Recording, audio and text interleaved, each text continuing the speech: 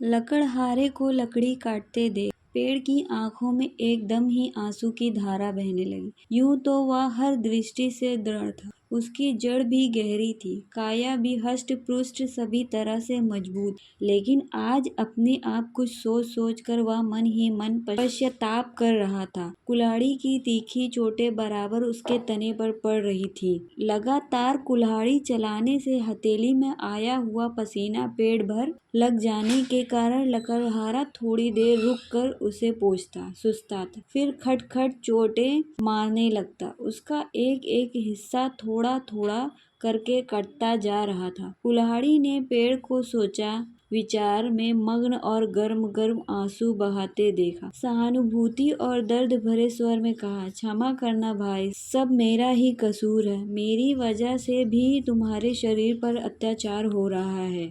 तुम्हारी दुर्दशा का कारण मैं ही पापी हूँ। माफ करना मुझसे। क्यों क्षमा मांग रहे हो भाई? लोहा तो लकड़ी को काटता ही है। मुझे पछतावा यही है कि मेरे द्वारा तुम्हारी दुर्दशा हो रही है। मैं तुम्हारी दुर्दशा का साधन बन रहा हूँ। नहीं नहीं, यह मैं क्यों मनाने लगा? यह मेरे अपने दुष्कर्मों की सजा है। हर व्यक्ति को अपने पापों का फल भुगतना पड़ता है। कुल्हाड़ी की सहानुभूति देखकर पेड़ ने दर्द भरे स्वर में कहा, नहीं भाई, मैं तुम्हें दोष नहीं देता।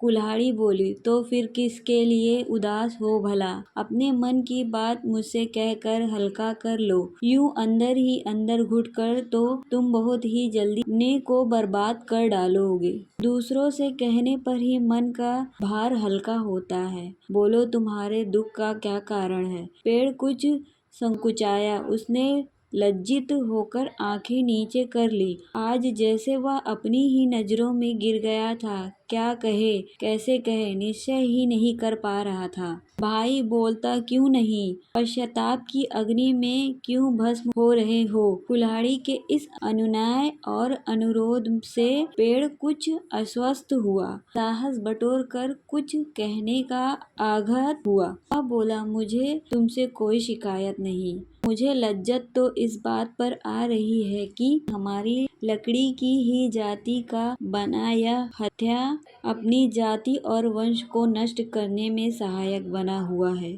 तुम ही सोचो, यदि लकड़ी का यह हत्या तुम्हारा सहायक न बनता तो भला तुम मुझे किस तरह काट सकते थे? नहीं, बिल्कुल नहीं। लकड़ी की सहायता से ही तुम इस योग्य बने हो कि मुझे ये धीरे धीरे काटते चला जा रहा हो। फिर सारा दुख दर्द शब्दों में उठलते हुए और नेत्रों से आंसू बहते हुए पेड़ बोला, जब अपना ही अपने को काटता है तो बड़ी गलानी होती है। अपना यदि विश्वासघात ना करे तो दूसरा कुछ नहीं बिगाड़ सकता। अब तुम ही बताओ, अगर यह लकड़ी का टुकड़ा या मेरे ही अंश तुम्हारी सहायता सहयोग नहीं करे, दूसरे शब्दों में विश्वासघात ना करे, तो तुम्हारी पैनी धार भी मेरा कुछ नहीं बिगाड़ सकती है। यदि हमारे अंदर ही कोई कमजोरी है तो दूसरे को भला क्यों दोष दे? वह क्या कमजोरी है? लोहे की कुल्हाड़ी ने स्पष्टीकरण चाहा। एकता का अभाव। यदि हम सब में एकता रहती तो भले ही यह लकड़ी का छोटा सा टुकड़ा जलकर खत्म हो जाता, लेकिन दुश्मन की किसी भी हालत में मदद नहीं करता। विश्वासघात, विभाजन, फूट, यही तो सारे उत्पातों की जड़ है। जब हम खुद ही एक दूसरे को परेशान करने लगते हैं तो मैं क्या, बड़े बड़े परिवार, बड़े बड़े समुदाय, यहाँ तक कि देश तक नष्ट हो जाता है। कुल्हाड़ी चुप, उससे आगे कुछ पूछते ना बना।